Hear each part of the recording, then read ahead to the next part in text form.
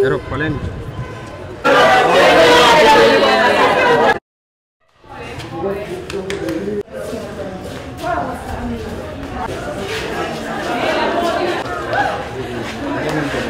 Kwa majina anaitwa Paul Kisabo, ni wakili. Niko pamoja na wenzangu Sisti Alois Masawe, wakili Maduhu, wakili Maria Mushi, wakili Edson Kilatu, wakili Doris Kafuku. Kwa pamoja leo tulikuwa tunawakilisha washtakiwa kwenye kesi mbili, John Alexander na wenzake 13, lakini shauri jingine ilikuwa na watu 38.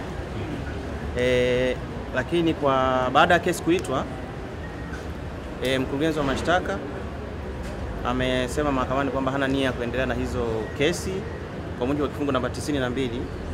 Kwa hiyo washtakiwa wote hao kwenye hizo kesi wameachiwa, isipokuwa kwenye kesi ya watu 13 watu wawili walikuwa tayari wameshaachiwa, waliachiwa tarehe 25 mwezi wa 11 mwaka 2025.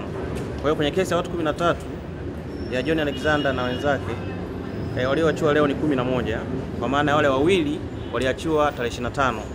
Kwa hiyo kwenye kesi hiyo wote wameachiwa huru na mahakama, na mkurugenzi wa mashtaka na hayo mamlaka kwa mujibu wa kifungu cha 92 cha sheria mwenendo wa makosa ya jinai. Lakini pia kwenye kesi nyingine yenye watuhumiwa 38 vile vile wameachiwa watuhumiwa 36, kwa maana kwamba wawili walikuwa tayari wameachiwa, waliachiwa tarehe 25 mwezi wa 11 mwaka 2025. Kwa hiyo 36 na 11 jumla ni 47. Kwa hiyo leo kwenye kesi ambazo tulikuwa tunawakilisha, watuhumiwa wote wameachiwa huru, wanakamilisha tu zoezi hapa la utaratibu wa kusaini ili waweze kwenda nyumbani wakajumuike na familia zao.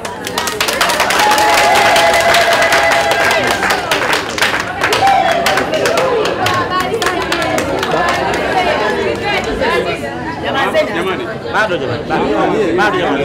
Hapa ni mahakamani. Jamani, zingine zinaendelea. Mahakamani. Hajamaliza jamani. Tulieni.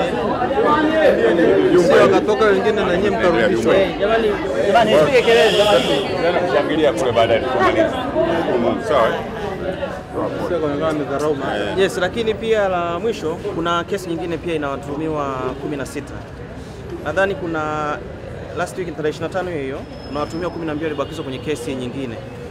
Hilo mnalifahamu. Kwa hiyo kuna wengine 4 wapo, kwa jumla watuhumiwa 16 wamebaki kwenye hiyo kesi ambayo bado haijaitwa.